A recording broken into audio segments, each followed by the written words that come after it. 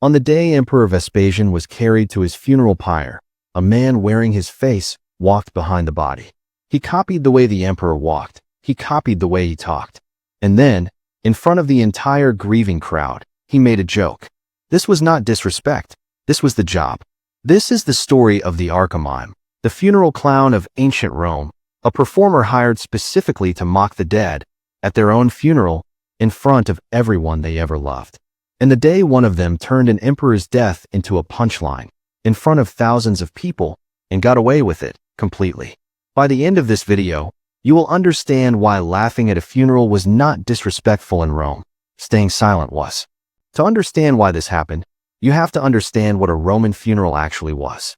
It was not quiet, it was not private, and it was not a small room full of people whispering. A Roman funeral was a performance built for the entire city to watch, the way a coronation or a military triumph might be watched. The moment someone important died, professional mourners were hired immediately.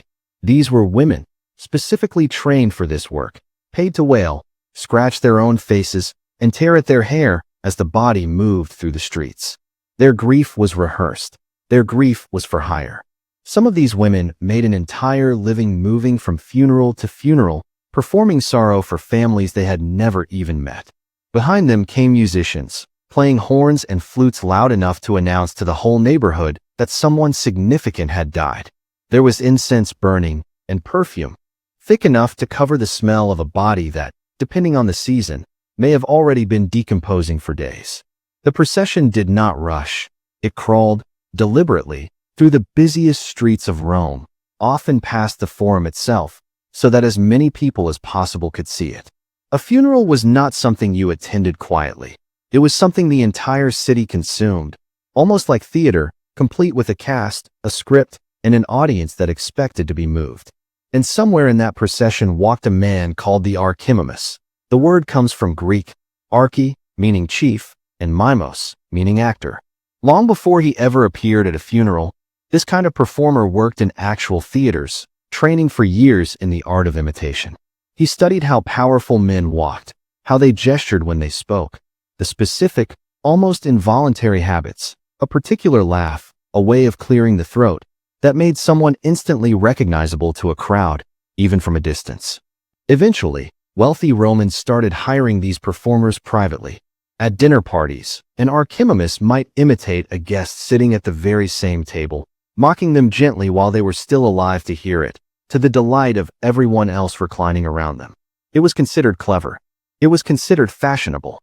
The sharper the impression, the more valuable the performer became. And at some point, someone in Rome made a decision that would change funerals forever.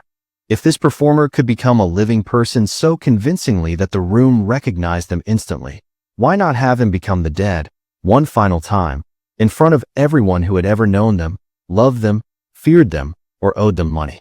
In the year 79, Emperor Vespasian died. He had ruled Rome for 10 years, after climbing to power through a brutal civil war that nearly tore the empire apart in the chaos following Nero's death. He built the Colosseum.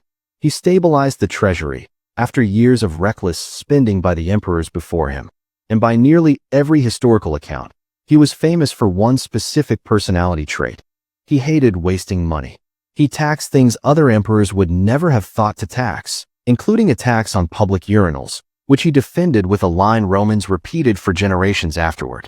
He was, by Roman standards, almost comically frugal. So when his funeral procession began, the archimimus chosen to play him understood exactly what kind of performance the crowd was expecting. They wanted the real Vespasian, sharp tongue and all. He wore a mask shaped like Vespasian's face. He copied his walk, slow and deliberate. He copied the way he held his hands when addressing a crowd. He copied the dry, clipped tone Romans remembered from his speeches. And according to the historian Suetonius, writing decades later in his biographies of the emperors, he did something far bolder than simple imitation. He started mocking the mourners, in character, as the dead emperor himself, still very much in control of the room. In front of the entire crowd, the performer asked, loudly, how much the funeral itself was costing the empire. Someone in the procession, perhaps a steward walking nearby, answered him with a number, a genuinely enormous sum. And the performer, still wearing the dead man's face, delivered the punchline Rome would remember for centuries. He said it would have been far cheaper to simply throw the body into the Tiber River. For a moment, picture this scene exactly as it happened. A man wearing the face of the actual emperor, surrounded by the emperor's real family, his actual sons among the mourners, joking about throwing his own corpse into a river to save money. The crowd laughed, not nervously, not awkwardly. They laughed because it was, in a strange way, the perfect joke. Vespasian himself, famous for his bluntness about money, would likely have agreed with the math. And nobody stopped the performance. Nobody dragged him away. Nobody considered it an insult to the empire or to the new emperor standing nearby. Because this was not a mistake, and it was not an accident. This was the single most normal, most expected part of the entire funeral. This was not low-class entertainment, forced onto a dignified event by accident. Archimimes were expensive to hire. Only wealthy families could afford a performer skilled enough to convincingly become someone, even in death. So, mocking the dead, at their own funeral, was never a punishment, and it was never an insult. It was a privilege reserved for people who mattered.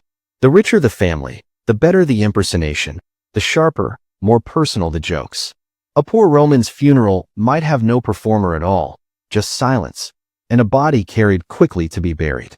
Think about what that actually means. In Rome, dying with enough money meant dying with someone paid to wear your exact face, speak in your exact voice, and make an entire crowd laugh at your expense, one final time, while your body burned only a few feet away. The poorer you were, the quieter your death became. But there's a deeper layer underneath the comedy, one historians studying ancient grief rituals keep returning to. The archimimus wasn't only performing for laughs.